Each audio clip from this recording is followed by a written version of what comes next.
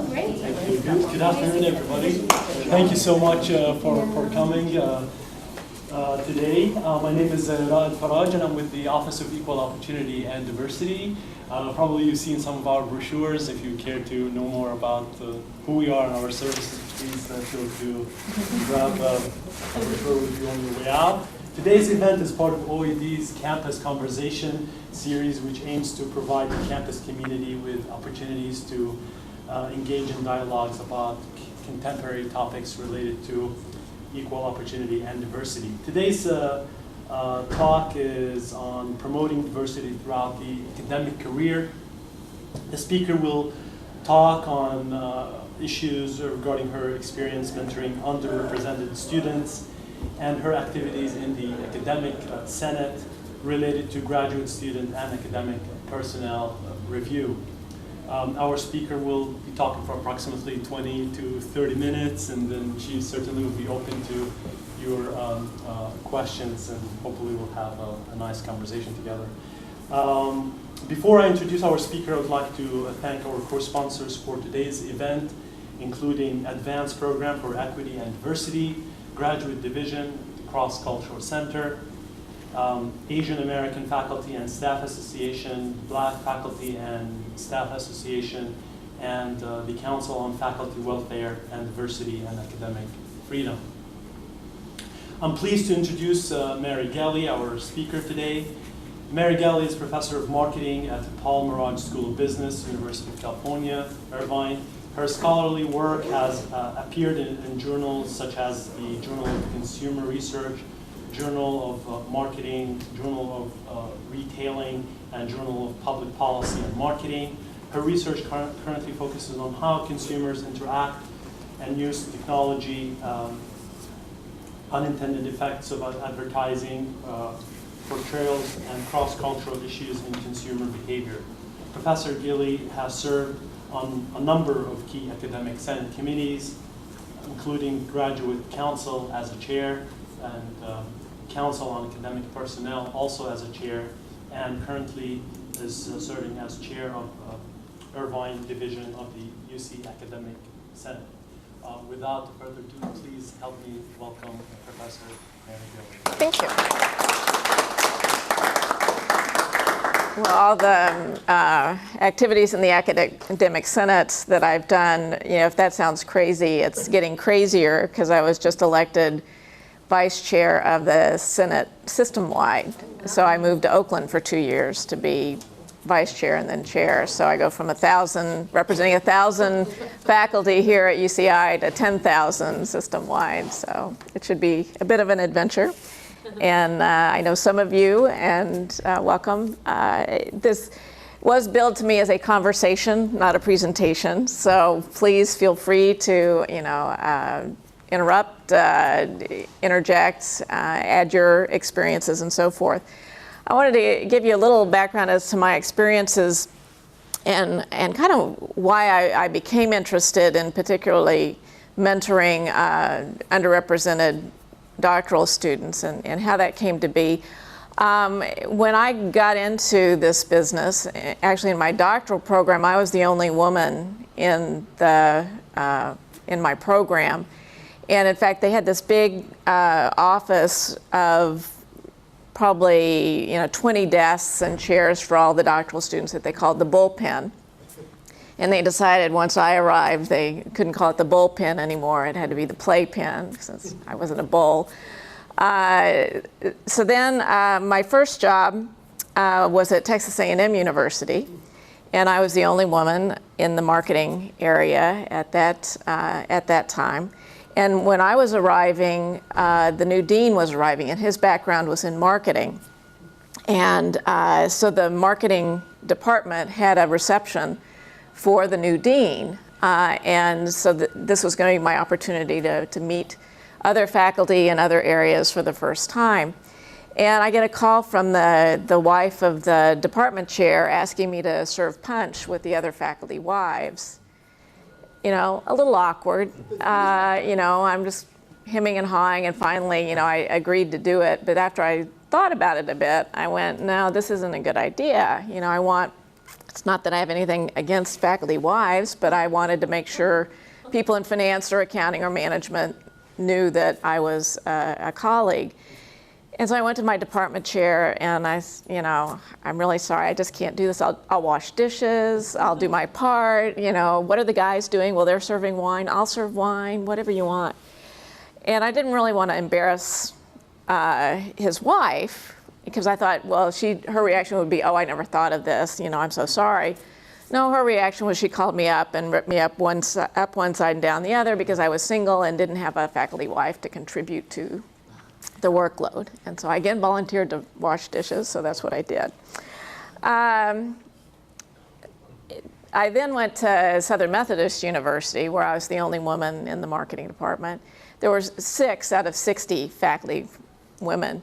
And about, once every 3 or 4 months, the 6 of us women would go out to lunch. And invariably in the parking lot, we'd run into a male colleague who would always say, they're up to no good. They're, planning to take over the business school.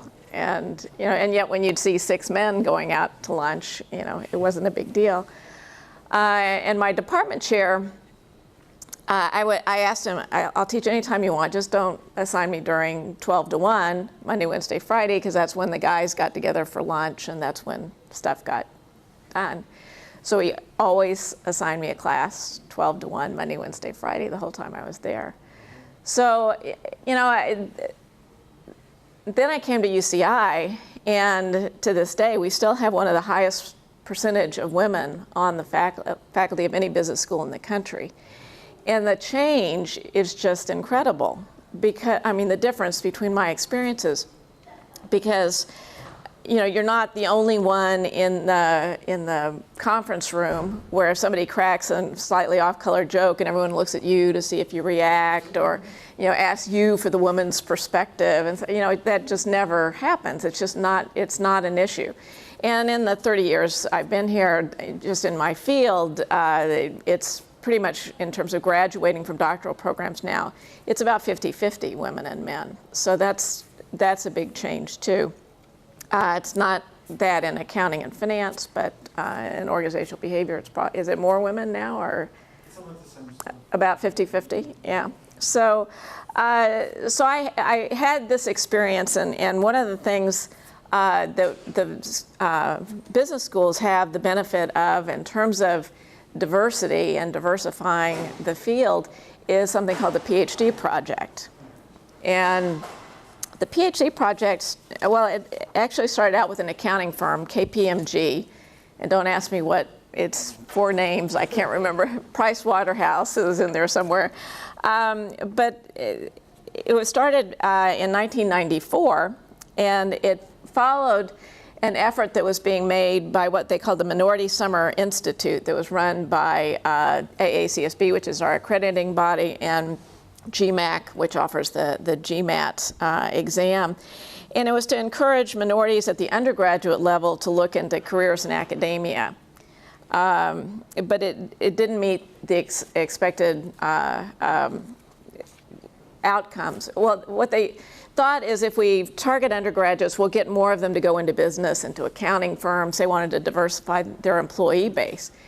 And it didn't work. And so someone, his name is Bernie Milano, and in fact he's still involved with the PhD project, they decided to target the professoriate instead in business schools. And so they identified undergraduates and encouraged them to get their PhDs in the business disciplines. They expanded it from accounting outward to all the business disciplines, and offered a support system throughout the career. From when you're thinking about getting a PhD, they have this big conference in October in Chicago every year, and invite undergraduates that seem to be interested there. And they meet doctoral students that are of underrepresented minority groups. They have panels about what it's like. It's kind of intimidating as an undergraduate to think, gee, I could be a professor, especially if maybe you were the first in your family to go to college and so forth. So I like to say they offer, almost cradle to grave support, definitely undergraduate to grave support.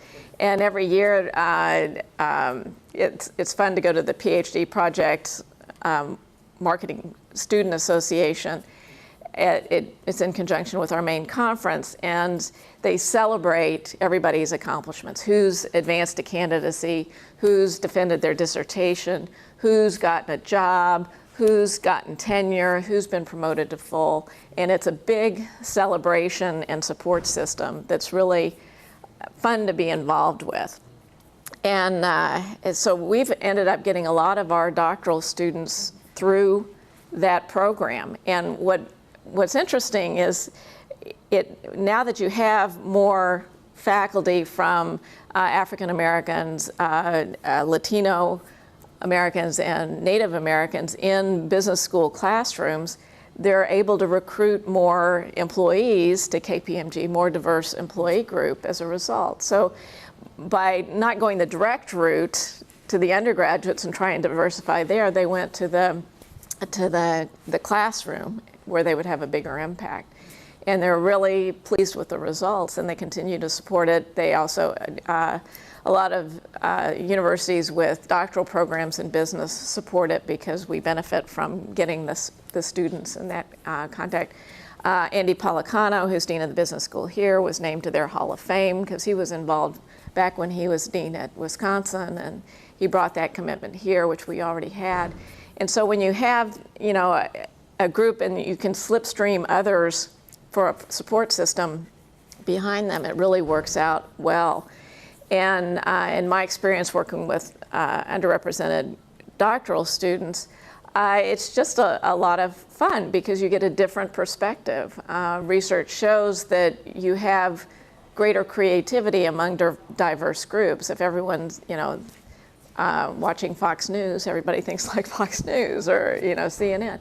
So if you mix it up and get different perspectives, it's an important enrichment in terms of the creativity of the organization. And I was honored to be the second recipient of the Williams Qualls Spratlin Outstanding Excellence in Minority Mentoring Award. It was interesting, these three founding fathers, they're all marketing professors of this award, started out wanting it to be for an underrepresented minority professor mentoring underrepresented minority PhD students and faculty. And so I didn't qualify, but my students nominated me anyway and made the argument that you can't, you have to also recognize people that do that, for other reasons, not because they look like they're students and so forth. So I was very honored to be the second recipient of that. In terms of the university and the academic senate, certainly, I was one of the founding equity advisors for the advanced program, and that has been a huge impact, had a huge impact on the university because it goes into the schools with these equity advisors so that you have, I don't want to call them tentacles, you've got eyes and ears of any potential problems so that you can waylay them before they get started. So the advanced program has been something that's really important that I enjoyed being involved in. Certainly Graduate Council has as a high priority working with Grad Division, which also is looking to diversify the doctoral student population on the campus as a whole, not just in business, obviously. Giving diversity fellowships. I was Associate Dean in Graduate Studies for 4 years, and we worked very hard to see that, to make our fellowship money go as far as we could in terms of supporting as many underrepresented doctoral students as we could. And in terms of CAP, I was on the Council of Academic Personnel for 3 years. There's a lot of mystery behind CAP. I mean, has anybody been on CAP or no? You always hear about CAP, and CAP did this, or CAP thinks that, and CAP doesn't care about this and only cares about that. And it's really, when I was on, it was 11 people that were really doing their best to be fair in giving input to the chancellor and the EVC provost in terms of promotion, tenure, merits, and it was interesting learning about the different parts of campus and the different things that were valued. And when I was there, they started adding to the, it was called the addendum then, but the My Data profile came while I was on CAP. And on every form, there's a space for what are your diversity activities related to teaching? What are your diversity related activities in research? What about professional service? It really, and this is something that the members of CAP paid attention to. I mean, if someone was active in diversity activities in any of these categories, it was noticed. And if you only had that and didn't have any publications, did you get promoted? No. But it did matter in terms of, gee, this person is doing all this stuff and they've got all this quality research and quality teaching. We would then communicate to academic personnel that this person needs more than your normal merit in this case because they've been performing at more than a normal level. I don't know what happened after that, if that made a difference. I mean, when I would talk to Herb Kalacki, he would say that made a difference in the decision making. The presenter of the case would always comment on it. And sometimes we'd comment because there would be nothing in any category. Or there'd be snide comments in some categories about, why are you asking this? This doesn't matter. Fortunately, those were pretty rare. And interestingly enough, I'm on the academic council of the Senate, which is the system-wide council, since I'm the division chair for Irvine.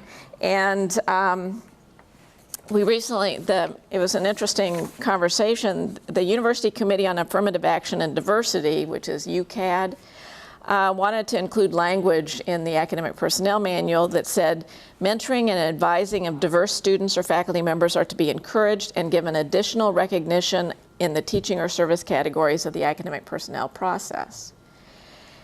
And the University Committee on Academic Personnel, UCAP, disagreed.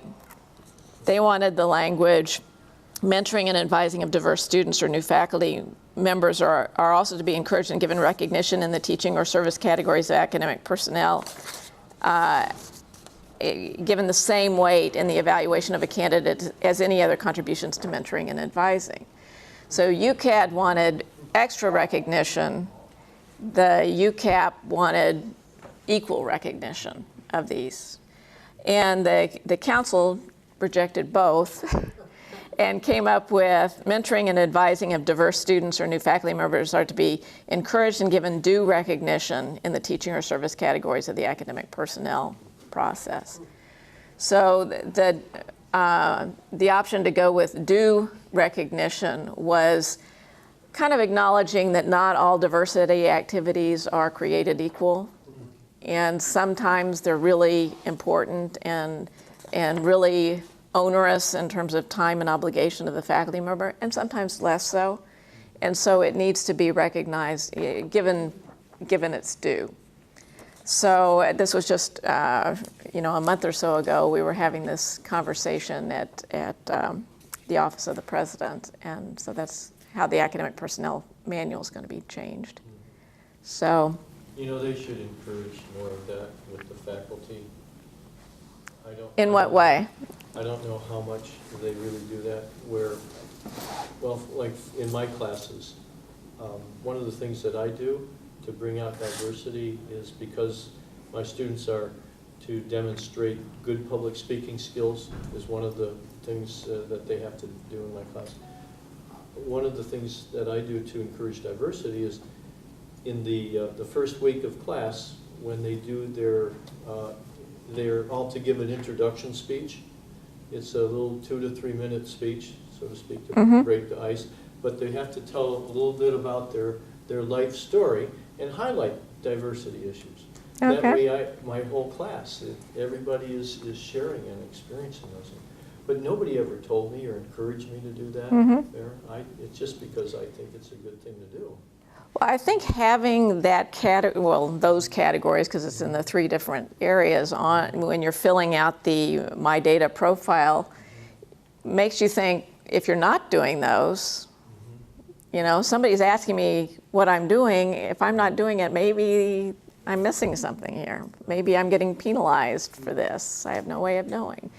So I think that was a huge But plus. I don't know if deans or associate deans are encouraging that. They may in your school, but nobody ever told me about it. Yeah. I just did it on my own. And when I went through the review process, you're right, I saw it was there, and I didn't even think about putting that in there until after I read through it. And, that's what I do. And so then finally it was brought. But I just wonder how much encouragement there is given in the various schools to faculty to encourage those things. I mean, I know it's on the review. Right. But Right. Well, and it depends on the dean. You know, as I said, Andy Policano's been very involved in the PhD project, and that kind of heightens his awareness of issues.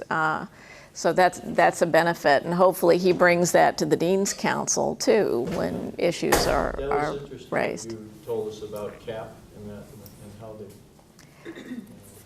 Yeah, well, and it was interesting that the 2 committees had different views, and you can see where, you know, ICAP is less focused on, you know, diversity issues and so forth than the other committee, UCAD.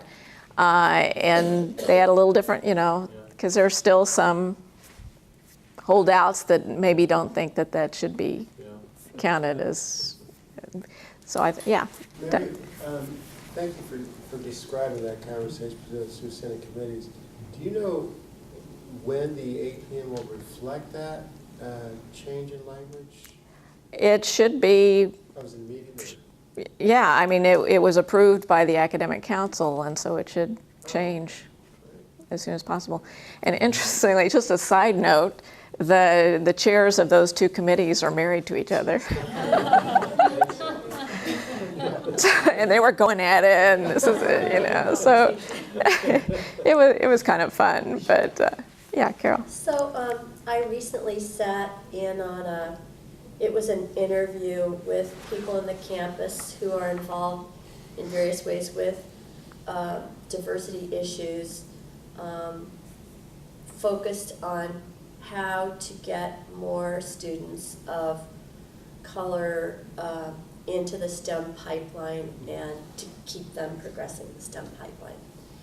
And so a number of issues came up over this interview, and one that seemed to be polarizing, and to some extent by gender and to some extent by maybe discipline, was how one might mentor a student who's an underrepresented minority. And a very strong feeling expressed that students should just keep their heads down, do their work, that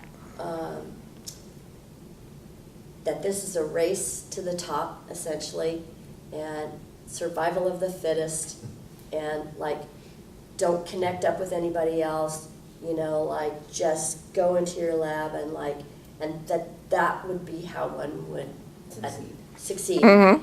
And then people on the other side saying, well, no, wait a minute, it's particularly, you know, like, some people like to be connected up. And I had said, well, there was a student of ours who came in, and she was in a summer bridge program before the doctoral program, where it was kind of an introduction to research and so forth. And I happened to attend a meeting or like a gathering at the end of the summer, and I noticed that she was connected up in a way with people across campus in ways most of our graduate students are not. And I saw that as a really, really positive thing. And I've noticed that students of color in our school often talk about being marginalized and feeling isolated. And so, you know, ways in which, however, to connect up seems like it would be an important thing. I just wondered, I imagine that conversation that I participated in is not unusual. You might hear those two polar points of view. What would you say about that? Well, it's interesting because my experience with the PhD project was the support group of people like me. It really makes a difference, because I don't think those of us who have, you know, never been the minority in the group can really understand what just the physical energy it takes to be different. I lived in Madrid, Spain for a year, and you know, you think things that are human nature because everybody you know does it or thinks that way. You really learn that it's cultural. You know, I remember going down to Puerto del Sol on a Sunday. There's all these people in crowds, and all the stores are closed. You know, they're losing all these profits, you know. I'm a marketing person, you know, open your doors, I want to shop. And yet, when I started thinking about it, you know, in Spain, they really value extended family, and Sundays is when everyone gets together, and they value that more than whatever profits they would make by staying open. And you start thinking, hey, you know, maybe that's a better way of thinking. And as I said, you know, just being in that culture and just, you know, coming back home and just going, you know, I felt like I'd been just working every minute of every day just to, you know, figure out where to get the, you know, kind of where to find peanut butter, you know, or where, you know, eating at 2 o'clock in the afternoon. Everything was a struggle, and the amount of effort that takes. That said, and the chancellor has said to me a couple of times, a study that said that when groups get together with each other, it increases their feelings of victimhood. So I'm kind of, you know, and I can kind of see that happening, you know, at the Women's Faculty Association, where we, you know, gripe about various things, you know, childcare and all this stuff. To a certain extent, I can see how that would happen, but on the other hand, I see the benefit of the support group with the PhD project. So I'm really kind of torn as to which way to go. If it could be a professional get-together, you know, where everybody's writing, so maybe, you know, going through the writing process and that kind of thing. So it's still work-related, so you're making progress, but you feel a support system. You know, I'm open to ideas, because you're right, you know, which is the way to go. Yeah. I have some thoughts on this. Thank you Sure. for the talk. I really enjoyed it, and I'm glad that you're talking about this. I think that there's definitely research suggesting that maybe there's sort of like co-rumination happens when sort of talk about bad things, and that doesn't necessarily make them any better. But there's also some work suggesting that, at least at the undergraduate level, if you can reframe the educational experience as more of a sort of like a team effort, and that you have these people around you to help you and support you, and that people care about your success, and you're not the only one going through this, that students who sort of are reframed, that have this sort of reframing of their educational experience, they're more successful academically. They have better health outcomes also. But when you have first generation college students, if the experience is framed in this sort of like, you're on your own, you know, you just sort of, you're like, Suck it up. Keep your head down, suck it up, just, Yeah. This is about you finding your way. They really don't do all of that well. And it's certainly not to say that they're not able, it's just that their sort of cultural environment means that they need different things than what is, you know, sort of the typical student, I guess, in that state, or students that are traditionally at a university. And so it's just sort of the difference in needs in that respect. So. Yeah, it reminds me of my husband was dean of the MBA program, and we got one of our first Native American students. And he was struggling, and he was thinking about dropping out, and he came to see John, and he said, I miss being around horses, you know, and the open spaces, you know, not that Irvine's, you know, the urban kind of, you know, high rises or anything, but he was really struggling with it, and he was feeling alone. He needed to be around horses and around people that needed to be around horses. And he ultimately dropped out of the program. And so there are these needs that go beyond put your head down and stick it out that I think is a little bit harsh to ignore. You just, you know. I mean, the policy that you just described in some sense provides a encouragement to faculty who want to sort of facilitate students getting together. But I guess it doesn't mandate it, right? Yeah. Yeah. That would be, yeah. Hi. We meet again. I just started the other day, and I was, you know, so I'm in School of Social Ecology, and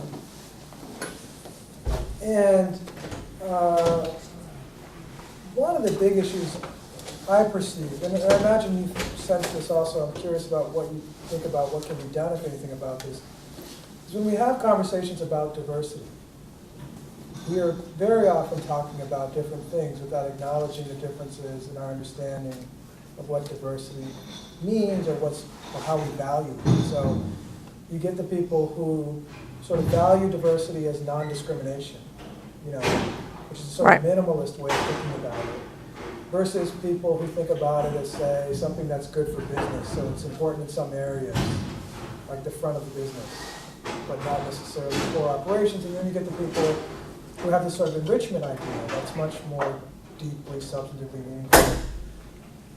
And I mean, my department recently has just, I think, come to somewhat of a standstill about discussions about, say, issues around climate and diversity, in part because there is no common language. So some of us, like myself, study race and are very sort of invested intellectually and politically in race in various ways. Others have a passing kind of engagement and sort of think of it as an ordeal, you know. And so I wonder, in a context like the Senate, academic Senate, where this must also exist, is there, have you, or in other committee contexts you've worked in, group contexts you've worked in, have you, are you aware of strategies for dealing with this? Because it seems like a fundamental barrier to having any kind of understanding and agreement and plan. Mm-hmm. Well, certainly in the Academic Senate, there are committees that are more attuned and concerned with diversity issues, like Council on Faculty Welfare, and so, and if the people that care about diversity are only attracted to that committee, you know, again, they're going to be talking to each other as opposed to, you know, kind of spreading the word. So it's important that we have people committed to diversity on all the councils, on Graduate Council, on CEP, expressing their views and kind of educating the council. You know, I saw that on CAP. The process required us to talk about diversity, you know, by having that as one of the categories we were going through. And so I think if you can't have the people there, you have to have the structure there to force the conversation to happen, regardless of who's there. Yeah. And I think it made people more aware, and and it was just another thing with different perspectives. You know, when I was first came on CAP, I didn't know what an R01 was. You know, we don't have NIH grants in the School of Business. There might be some NSF funding, but you know, most faculty don't have that kind of funding. And there was a guy from the medical school that if you don't have an R01, you don't get tenure. You don't get, you know, that was the coin of the realm. And then in humanities, you know, it's books. You know, we do journal articles. And so it expanded my view of what scholarship was. And then asking the questions about diversity expands everybody's view of what diversity is, especially having it in 3 different categories. I think that was I don't know who came up with that idea, as opposed to having one category at the end, how do you contribute to diversity? By putting it in teaching, in research, and in service, it makes everyone on CAP aware that these are all different kinds of important contributions. So I think you need the structure, and I think you need the people, but beyond that, I'm open to suggestion. Yeah, I'm just thinking, when I first got to my department, CLF, Criminology, Law, and Society, I asked about this diversity activity. One of my colleagues said, well, we study crime and justice, so we all do diversity activity. And I thought, wow, you know, we're not interrogating issues of race and inequality. Right. We're trying to promote inclusion. So she was sort of like, we should all just check it off. And Yeah, check off. I agree with the gentleman who was saying that the structure may exist, but the practice seems to be lagging I agree. extremely with respect to the intention of the structure. Yeah. And it was kind of inspirational reading some of these people's descriptions of their activities, and so, but not everybody is on CAP to see that, so. Yeah. So I was just thinking about that. It will be very interesting to have a sense of what people write in these boxes across the different areas, and then provide some feedback to people, because I myself never quite know, would that count? Is that, as you were talking about mentoring, I thought, wow, like I work with so many undergraduate students of color, and I mentor them through research all the time, and I never thought about putting that in the box, because it's just teaching. It's teaching. That is what I do. Yeah. And so sometimes it's sort of you don't quite. I don't want to put things that I feel like that's just my job. Like, why should I brag about this?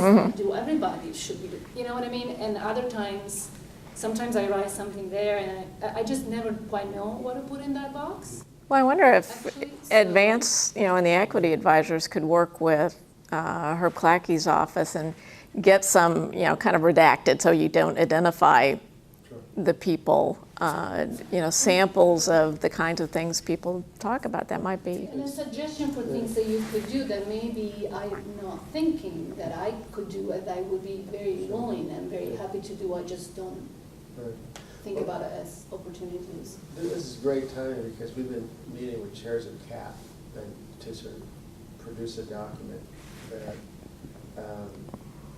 gives faculty who are going through their scheduled actions a template, right? And I think it's sort of a delicate maneuver, because it's not prescriptive, right? It's so that you don't have a sort of real elastic understanding that you described, Jeff, or someone says, well, yeah, that counts. So, and I think that's part of the culture of the faculty, that in some sense it's a very sort of non-prescriptive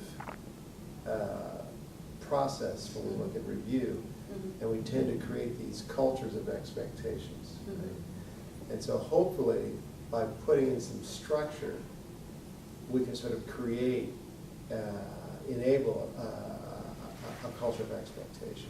So one, people feel comfortable doing it, number one. Number two, that people sort of are able to distinguish between what they're doing and how it contributes to diversity. And then third, and I think this is extremely important, I think the faculty have to incorporate that in their self-statement, in their mind data, and furthermore, chairs need to note that. Deans need to note that in their letters in those cases.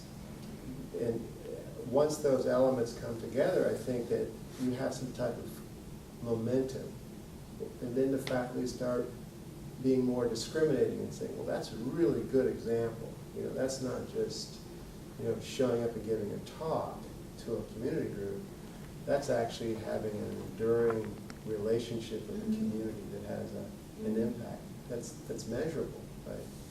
So I completely agree, and so Well, and that's an interesting viewpoint. Now I'm thinking in our discussions in the business school, I mean, I don't remember it coming up that often. Yeah, no, and I think that one of the keys is that there does have to be a way for faculty to know how to document these kinds of activities, and I think that here models matter.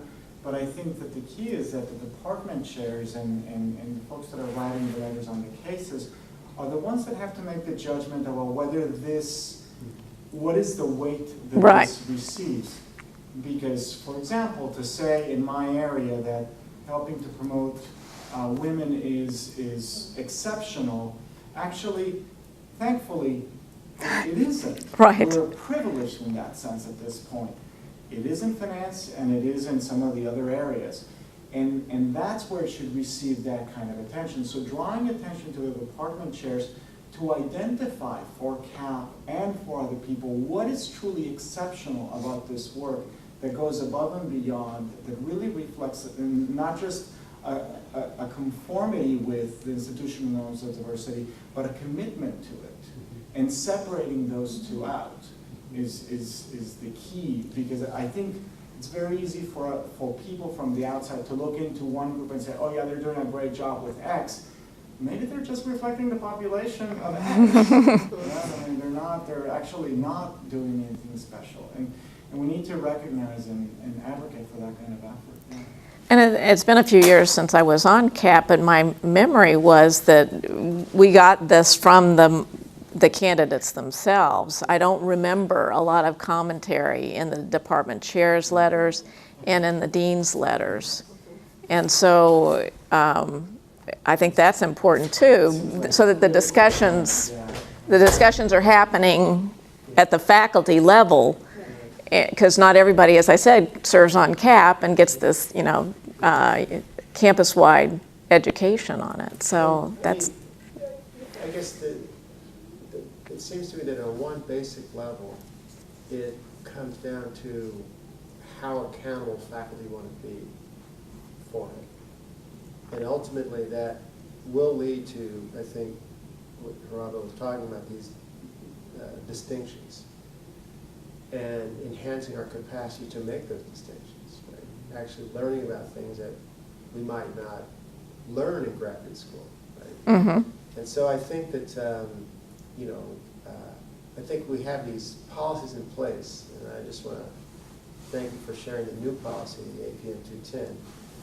The hard part is to sort of implement it and then to get traction among the faculty in ways that we described. Okay. So maybe I walked in late and you might have mentioned this. There might be the, following up on the issue that you mentioned, there might be this perception that if I state something as in two boxes, in two places, Mm-hmm. that it's kind of unnecessarily duplicating what I'm saying. I don't know whether, in some sense, a diversity student is an undergraduate or a graduate student, and it does account for graduate or undergraduate education. And I think inherently a lot of faculty might tend to veer towards placing it in the graduate education or undergraduate education category. Is there any guidelines on should they be separated? Is it okay to have this information duplicated in both places? Yeah, I think it's fine, and the description of the same activity might be different. That I was working with this graduate student. They happened to be an underrepresented minority, and I worked with them to put together a paper that we presented. So in the research part, it could be about the paper where you presented, whereas in the teaching part, it could be about mentoring that student, but it's right, and the message should be that it's okay to do that. Sure. I think a lot of faculty might view it as unnecessarily inflating their case, and that could have a negative perception on I didn't reviewing the case. Yeah, I mean, in my experience, there was not the problem of overinflation. It was more the problem of ignoring and leaving blank. And Just doesn't occur to. right. So I don't think we have to worry about that problem so much as getting people to think about, I'm leaving this blank. Maybe I should think about ways I can fill it in next time I fill it in. Yeah. I have sort of a diversity/equity question. So our incoming graduate doc class is quite diverse. Our faculty is a little bit diverse, but we're about to lose a couple of people, which will make us less diverse. So, as the equity advisor, I would like to help us to redouble our efforts to make sure that, we have a pool of candidates, that represent a variety of backgrounds and so forth. But the other side of the coin is equity, right? And equity is about everybody being treated equally. So you can't kind of go into a search saying we're looking for faculty of color, because that really isn't equitable. Well, it's not legal anymore, Correct. so. Well, actually, the state constitution that changed in 1997, Proposition 209, prohibits hiring decisions and admissions decisions based strictly on race, gender, national origin. In other words, meaning you're grabbing someone off the street and hiring them because Right. of right? It's Right. absurd. What we can do, because we are a federal contractor and are bound by affirmative action statutes, is that we can take steps to diversify the pool. Right. Right. When it comes to selection, we can't use race, gender, national origin. But what we can do as a search committee is to solicit from candidates, for example, the ways in which their careers contribute to diversity, equal access. Right. And so that could go into job descriptions, Yes. And into the search. very often in ads. But I think that it's really a function of whether or not the search committee, A, prioritizes that, right, and then follows through, rather than waiting until the department conversation and then bringing it up. Well, even the department conversation is difficult. Sure. Because also as the equity advisor, if somebody starts to talk about, well, we want a person of this background, then you have to say, time out, you can't be talking about that. Right. Well, Right? and you So it's kind of, and you don't want to assume that only That's true. underrepresented faculty can mentor underrepresented Right. students, Absolutely. because you can't wait that long no. to have the faculty there to do it. You just can't. I think I've produced as many, if not more, doctoral students in marketing of color than anyone else in the country, because of the PhD project. And you see Irvine has kind of gotten on the map with the PhD project, so I benefit from that. But not every business school has a doctoral program. So you may have, minorities teaching at, SMU doesn't have a doctoral program, but you still need the faculty in the doctoral programs to have this obligation and commitment to diversity. Because, the world is going in that direction. The undergraduates, our MBA students, they're going to be on very diverse teams. My brother-in-law was working for IBM, and he had a team that was in India, and he was working at 10 o'clock at night because of the time difference, and, let alone the cultural difference. So, nobody's going to have a choice in the workforce, and so it's really important, unless maybe they're in Kansas or Nebraska or something, but, it's here, and it's important that we acknowledge it and make it so everybody learns from it. The thing I learned the most from my year of living in Spain was about myself and my own expectations and assumptions about what is normal completely changed. And unless, you know, a lot of times people don't have that experience, they just go on thinking what they grew up with is normal. I Did you mean, learn how to eat dinner at 10 o'clock? no, I had a very American stomach. So I, you showed yeah. up earlier than that, boy. No, there was a Chinese restaurant in our neighborhood that opened at 8, and so we would be there, you know, and they'd be vacuuming and please feed us, you know. Yeah, no, that was a big adjustment, but yeah. Yeah, I did want to, you know, emphasize on the outreach element and what Doug said about the 209, because I think that is a misconception people have. And it's okay to say that you want to have more diverse pool, that you want for your department to reflect that. That conversation, what you just can't do is make a selection decision based on that. But system-wide with the UC Advanced Pay program that they have going on, some of the research that they've been doing, looking at the data system-wide, is if we can get them into the applicant pool, women and minorities, that they actually do well as they go along the pipeline in selection of interviewing, being interviewed, of then also being offered positions. So the bottleneck is actually getting them into the applicant pool. So it's okay, as long as you open up your recruitment to people in general, you can do the additional outreach to different areas. And I was on a search committee for a D level where they were working hard. They realized there are women who were nominated, but they didn't have them in the applicant pool, and they did the additional outreach to candidates and ask them, please, you know, consider yourself as an applicant, please, you know, apply and be part of our deliberation. But, you know, that really showed that they were doing that outreach. And it's nothing against the law to be able to do those additional outreach efforts. Well, and you bring up an excellent point. When I was in Associate Dean of Graduate Studies, one of the things I talked to students about was, how did you decide to go get a PhD? And I'd say the modal answer was a faculty member suggested it. That's how I got into a PhD program. Or I don't know about you. Yeah. I mean, somebody, you know, because it seems kind of, you know, arrogant or something to think I could do a PhD. But if somebody says, hey, have you thought about doing a PhD?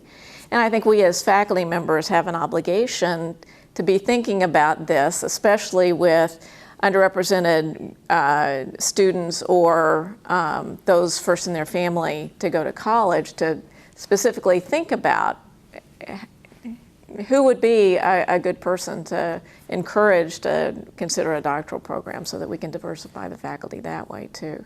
So that doesn't take any time or effort, or, you know, and in fact it probably, you know, it may warrant a line on the My Data saying that I wrote letters of recommendation for, you know, X number of students, but, you know, it's a little thing that once you become aware of, you go, yeah, I could do that, and all of us could do that. So, yeah. I was going to say that's part of that cultural difference, because you have some people from different cultures that won't necessarily go out on their own to that.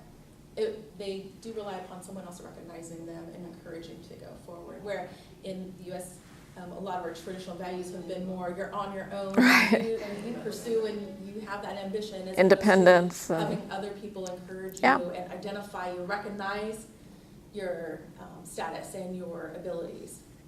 Yeah. Well, thank you very much for having this conversation. So I didn't have a presentation, so thank you. Thank you so much, Dr. Gilly. Thank you so much for coming to the talk. I hope you found it interesting. I certainly did. I learned quite a bit. We have for you a small token of appreciation on behalf of the Office of Equal Opportunity and Diversity. It's an anteater. So have you been to my office? I have not. I have like hundreds of anteaters. So this is great in my collection. Thank you. Yay.